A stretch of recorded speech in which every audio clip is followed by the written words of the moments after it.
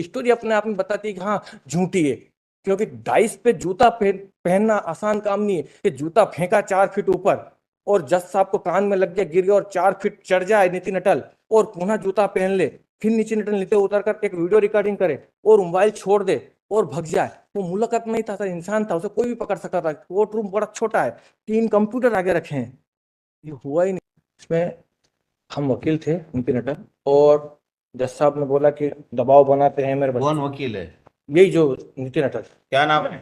नितिन पिता घनश्याम दास अटल, उस समय एडवोकेट थे इस केस में ST 4/15 में। उन 21 जो आज 21 डोर पिटिशनर भी है, और 29/11/22 की प्रोसीडिंग के दिन आप अपेयर हुए थे नितिन अटल। नहीं, कौन सा ऑर्डर? तो पेज नंबर 27 पर जो है ये 29/11/21 की 22 की प्रोसीडिंग, 29/11/22 की जो प्रोसीडिंग है, पढ़िए उसको। राज्य द्वारा श्री यशराज परमार अतिरिक्त लोक अभियोजन उपस्थित, अभियुक्त राजेश देसाई सहित वैभव भटनागर अधिवक्ता उपस्थित, अभियुक्त मनसाराम अनुपस्थित। श्री DS चौहान अधिवक्ता द्वारा हाजिरी माफी आवेदन पेश करते हुए बताया कि अभियुक्त कैंसर जैसी गंभीर बीमारी से पीड़ित है, जैसे कि न्यायालय में उपस्थित नहीं था, उचित कारण से हाजिरी माफी का आवेदन स्वीकार किया जाता है और अधिवक्ता मान्य की जाती।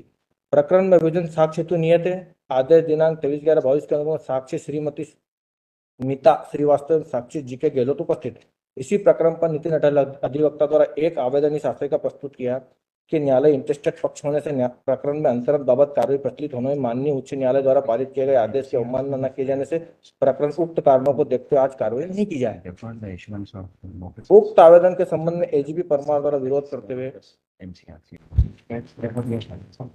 तो इस ऑर्डर शीट में लॉर्ड सिंपल में से ये कि 2 एलिगेशन लगाए हम पर, प्रतिकूल टिप्पणियां कर दी। एक तो ये कि नीति अटल अध्यक्ष द्वारा माननीय प्रधान जिला सत्र न्यायाधीश महोदय के आवेदन प्रस्तुत किया, उल्लेख किया कि मुझ पीठासीन अधिकारी का बालक पुष्पा कॉन्वेंट आगर में पढ़ता है, जो कि मेरी निजता के अधिकार का उल्लंघन है। इससे दर्शित होता है कि श्री नितिन अटल उनका पक्षकार अमित झंवर द्वारा मेरी व्यक्तिगत जानकारी हासिल की जा रही, यही नहीं इस प्रकरण में उनकी ओर से प्रत्यक्ष और अप्रत्यक्ष से फोन कराकर मुझे पीटाने को दबा देने का प्रयास किया जा रहा है, जबकि हमने कोई फोन नहीं लगाया, हमने कोई जानकारी कंडक्ट नहीं करी। ये पहले ही लड़ी यहाँ से सर 29/11/22 को पहले 2 टिप्पणियां करी। इसको लेकर हम 16/1/23 को हाईकोर्ट जुडिकेचा में एक शिकायत कर दी वही एफिडेविट पे कि हमने कोई टिप्पणियां नहीं करी है।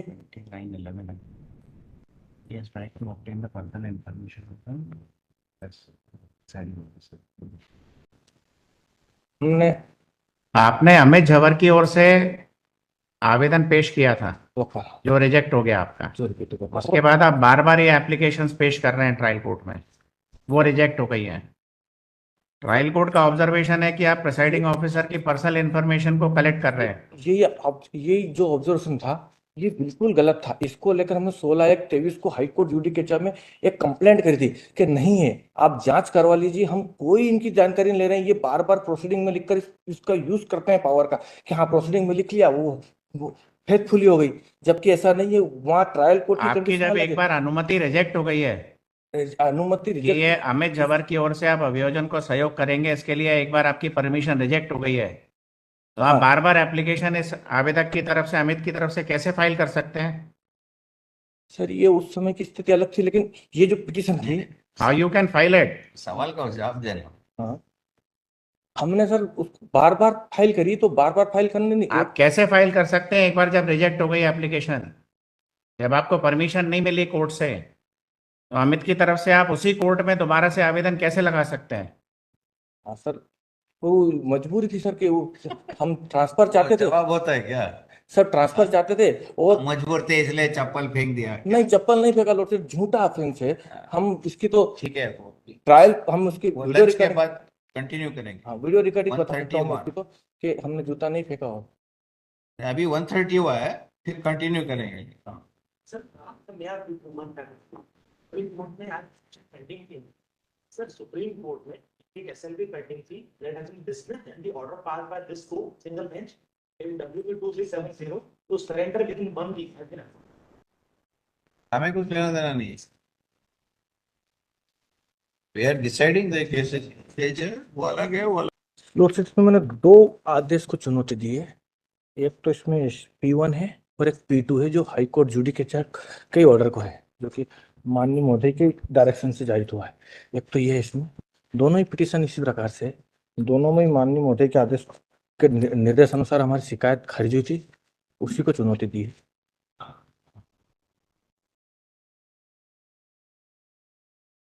तो पहले सर उस पे P2 या P1, जिस पर P1 पे सुना देता हूँ सर। और सर हमने जो रिलीफ है वो ये मांगा है कि एक तो एडवर्स जो प्रतिकूल टिप्पणियां हमारी ख्याति को भंग करने के लिए की गई है वो विलोपित कर दी जाए और जांच करा ली जाए कि हमने इस प्रकार से ये कृत्य किया कि नहीं किया। कोर्ट ने जो किया तो वो एफिडेविट पे जांच नहीं हुई। एक तो वो जांच चाहते हैं हम कि हमें सुनवाई का अवसर मिले, क्योंकि हमने शिकायत सही की थी, हमने किसी प्रकार से कोर्ट में निंदनीय कारित नहीं किया। और दूसरा जो हमारे ख्याति के प्रतिकूल टिप्पणियां जारी कर दी जिससे हमारे मौलिक अधिकार भंग हो गए, हम ख्याति से प्रभावित हुए। यही हमें तकलीफ देती बार बार कि आप आज भी यही प्रश्न उद्भूत हुआ कि निरस्त, जबकि हम इसको उत्तर देना चाहता हूँ कि निरस्ती के बाद आवेदन नहीं दिया हमने, वो अलग स्थिति थी। उसकी स्थिति मैं उस ऑर्डर शीट से ही क्लियर कर देता हूँ अगर अनुमति मिले मुझे, कि मैंने डबल आवेदन नहीं दिया है। क्योंकि इसमें ये हुआ था कि एक विटनेस का गिरफ्तारी वारंट निकल गया था जब हम अभियोजन की तब हम असिस्ट कर रहे थे, तब उस समय अभियोजन का हमने उस समय कहा कि गिरफ्तारी वारंट, उस गिरफ्तारी वारंट को लेकर हम उस गिरफ्तारी वारंट को लेकर हम हाईकोर्ट चले गए। हाईकोर्ट ने रिकॉर्ड मंगवा लिया, मांग पत्र जारी कर दिया। हमने कोर्ट को जानकारी मिली है 25 तारीख को कि ऑर्डर कर दिया है पिटीशन में कि आपका रिकॉर्ड बुलवा लिया है और गिरफ्तारी वारंट से हमको नो कर्फ्यू एक्शन कर दिया है। तो कोर्ट ने लिखा भी है इसमें पेज नंबर 29 पे, उसी दिन 25 तारीख के दिन कोर्ट ये लिखती है कि माननीय उच्च न्यायालय द्वारा जब उक्त निर्देश में विचारण न्यायालय का अभिलेख दिए तलब किए जाने हेतु रिक्विजेशन अर्थात मांग पत्र भेजे जाने का निर्देश दिया गया है। उक्त मांग पत्र प्राप्त होने पर अविलंब प्रकरण माननीय उच्च न्यायालय को भेजा जाए। प्रकरण 29 को पेश हो। 29 तारीख के दिन हमने 408 की एप्लीकेशन दी, हमने अभियोजन के असिस्ट की एप्लीकेशन नहीं दी थी, क्योंकि 29 तारीख के दिन यही हुआ। हमने फिर कोर्ट से रिक्वेस्ट की कि साहब जब मांग पत्र आने वाला है और ऊपर बुला लिया जा रहा है तो कार्यवाही रोक दी जाए। तो उन्होंने कहा कि 25 साल पुराना है, 25 साल पुराने के कारण मुझे सुनना है, 2 गवाह आ चुके हैं, 2 गवाह को मैं सुनूंगा। हमें कहा साहब हम आपसे सेटिस्फाई नहीं है अब, क्योंकि अब जज पे नहीं रहा है हमें विश्वास, हम 408 में ट्रांसफर के लिए जा चुके हैं और आप रोक दीजिए। तो 408 की एप्लीकेशन उन्होंने ये फाइंडिंग दे दी कि हम बार बार आवेदन दे रहे हैं, जबकि हम असिस्टेंट के रूप में आवेदन देने नहीं आए थे, हम आवेदन का सपोर्ट ही नहीं कर रहे थे, हम बंद हो गए थे। हम तो कोर्ट को ये जानकारी देने आए थे कि साहब एक तो मांग पत्र भी आ चुका है। यस करिए सर। हाँ सर, उस दिन 408 की एप्लीकेशन फाइल कर दी। टोटली एक कंप्लेंट कर दी 16 जनवरी 2023 को। इसके बाद एक भी कंप्लेंट नहीं करी। हाँ, हमारे जितने केसेस थे सबको हमने ट्रांसफर लगाया डीजे साहब के यहाँ, और डीजे साहब, हाँ, और इसलिए लगाया हमने हाँ,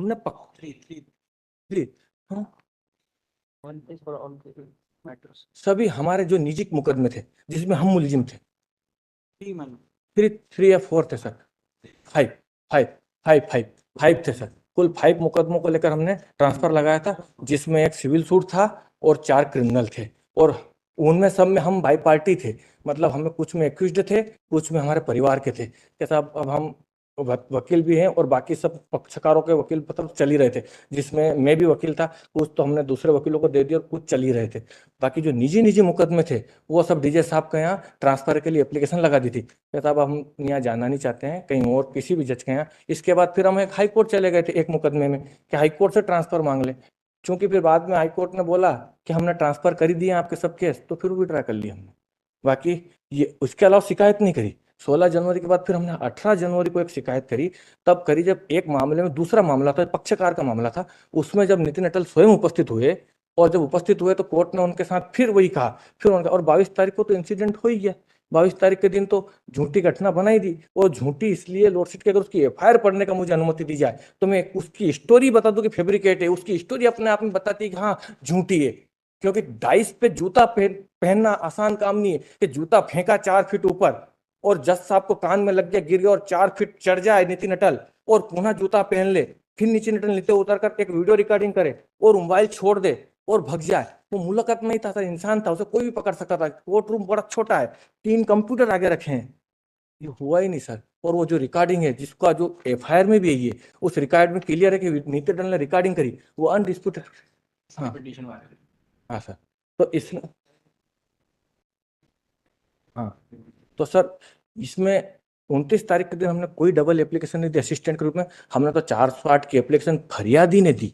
फरियादी की ओर से हम अधिवक्ता थे, हम साथ में गए और हमने कोर्ट से यही निवेदन किया कि सर आपसे मांग पत्र, आपने बोला था कि मांग पत्र आ गया है, आज मांग पत्र आ गया। वो 29 तारीख के दिन मांग पत्र पहुंचा भी था उन्होंने, 29 तारीख को गवाह करके पहुंचाया और हमारे खिलाफ ये प्रतिकूल टिप्पणियां लिख दी सर।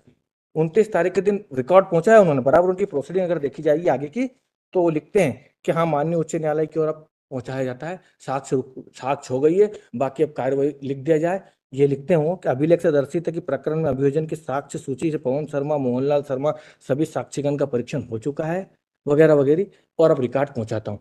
हमारा उनसे कोई झगड़ा नहीं था सर, हमारा तो केवल यही था कि जब मन ही नहीं रहा, हमें भी न्याय की उम्मीद नहीं थी, हमें जब न्याय की उम्मीद ही खत्म हो गई थी, इसी दिन जब वारंट निकला तभी से हमें लग गया था कि हाँ ये जो झगड़ा है, इसीलिए हमने हाईकोर्ट पिटिशन लगाई, मांग पत्र दिया। उसके बाद भी 29 तारीख के दिन फिर उन्होंने गवाह लेने का प्रयास किया, हमने 408 की एप्लीकेशन दे दी कि साहब आप रोक दीजिए, अब हम हम फरियादी हैं, हमें भी न्याय।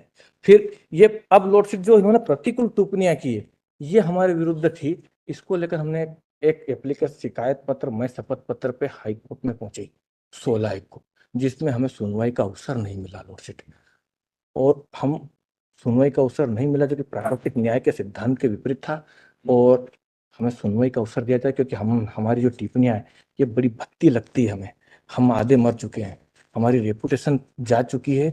अब जिसकी कीर्ति मर गई वो स्वयं मर जाता है, वैसी स्थिति में हम, और कीर्ति पे कीर्ति मरती जा रही है हमारी, हमारी कीर्ति बचाना हो सके, इसलिए हम इस न्यायालय के समक्ष 10वें महीने में आ गए थे।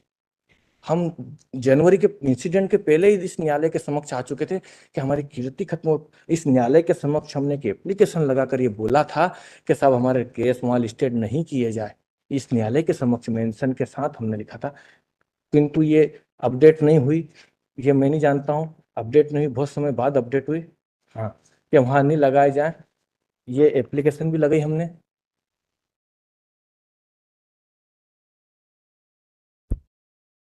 इसमें हमने ये भी लिखा कि एक मामले में तो, और हमने ये भी कहा, और सर प्रतिदिन मैं चश्मदीद हूँ क्योंकि मेरे को भी नोटिस दिया एक केस में। हाँ, जे इसी बात को लेकर हूँ, अलग अलग केस पर इसी, हाँ नहीं मिक्स नहीं कर रहा हूँ, इसी केस में ये जो वास्तविकता घटना है सर, कि ये आज लगता है ऐसा कोर्ट को कि हाँ हम गलत हैं, लेकिन कोर्ट को मैं फिर विश्वास दिलाता हूँ, मैं उनका जूनियर हूँ, वो मेरे पिता है, पुत्र धर्म निभाने आया हूँ मैं, क्योंकि मेरे सीनियर है। हम गलत नहीं थे सर, हम प्रतिदिन, वो मेरे सीनियर है इसलिए गुरु हैं, मैं उनको पिता मानता हूँ, तो मैं पुत्र धर्म निभाने आया हूँ यहाँ कि हम गलत नहीं थे। उनकी तरफ से मैं आर्ग्यू इसीलिए करने आया हूँ सर, नहीं मेरे ऊपर नहीं है सर, इनके ऊपर, ये मेरे सीनियर है, मैं इनका जूनियर रहा हूँ अगर मैं, तो मैं अपना धर्म निभाने आया हूँ सर, कि मैं इसलिए आया हूँ। हाँ, पर हकीकत ये नो नो सर कोई डाउट नहीं, मैं तो अपनी बात रखने आया हूँ कि हमने 29 तारीख के दिन जो एप्लीकेशन दी थी 400 बोल चुका सर। उसके बाद सर, उसके बाद ये हुआ सर कि एक और एप्लीकेशन हमने लगाई थी आइए इसमें, कि मेरे को नोटिस दे दिया है, उस पर भी कोई सुनवाई नहीं हुई। तो समस्त कार्रवाई को लेकर सर केवल हमारी यही मांग है आज भी कि तो प्रतिकूल ख्याति के प्रतिकूल जो टिप्पणियां दी गई है, मन माफिक जुडिशल दिमाग नहीं लगाया गया है, व्यक्तिगत मस्तिष्क लगाया जाने लगा था, और व्यक्तिगत मस्तिष्क लगाए जाने से ये प्रतिकूल ये टिप्पणियां जारी की कि हम इनका पीछा